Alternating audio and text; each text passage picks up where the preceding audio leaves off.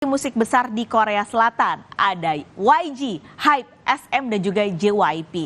Ini adalah data yang kami ambil per 13 September 2023. Angkanya ada ini dalam bentuk won. Saya coba rupiahin ya, jadi Anda bisa punya gambaran harus mengeluarkan uang berapa kalau mau beli.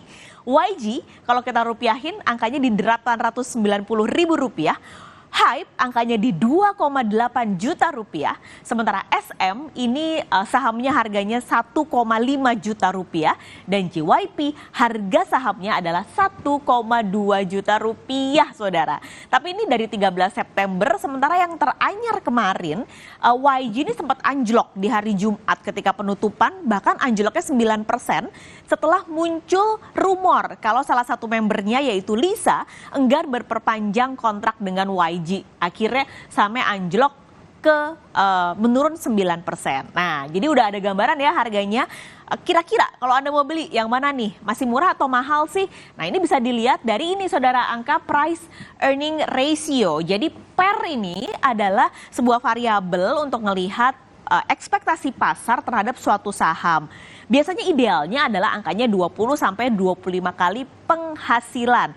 Kalau kita lihat sebenarnya yang paling murah, ini dianggap paling murah adalah YG. Valuasinya sekarang adalah 22. Kenapa dia dianggap terlalu murah?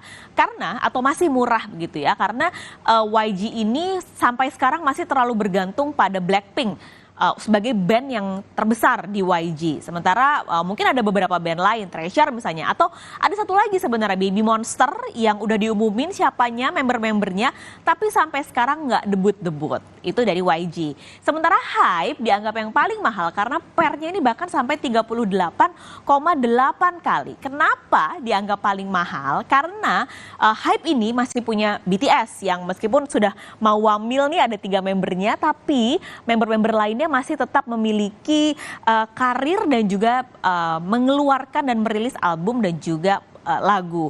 Lalu juga ada New Jeans dan Seventeen yang ikut mendongkrak kinerja dari HYBE. Nah, ini dia. Sementara kalau SM dan juga JYP ini masih terbilang rata-rata lah ya, tidak terlalu mahal, tidak terlalu murah. Untuk SM dan juga JYP. Kalau Anda lihat juga bisa melihat pertumbuhan pendapatan atau estimasinya di tahun 2023 yang tampaknya paling melesat adalah JYP 66,3%. Tapi ini sebenarnya salah satunya adalah karena di tahun 2022 pendapatannya JYP ini anjlok, sehingga karena basisnya rendah di tahun 2023 dia akan meningkat cukup tinggi pertumbuhannya sampai 66,3%. Sementara ini masih didukung oleh konser dari Blackpink yaitu Born Pink dan HYBE SM rata-rata di angka 24 sampai 25%. Jadi jangan lupa lihat valuasinya mahal atau murah dan tentu siapkan uangnya ya saudara, karena nggak murah untuk beli saham agensi musik di Korea Selatan.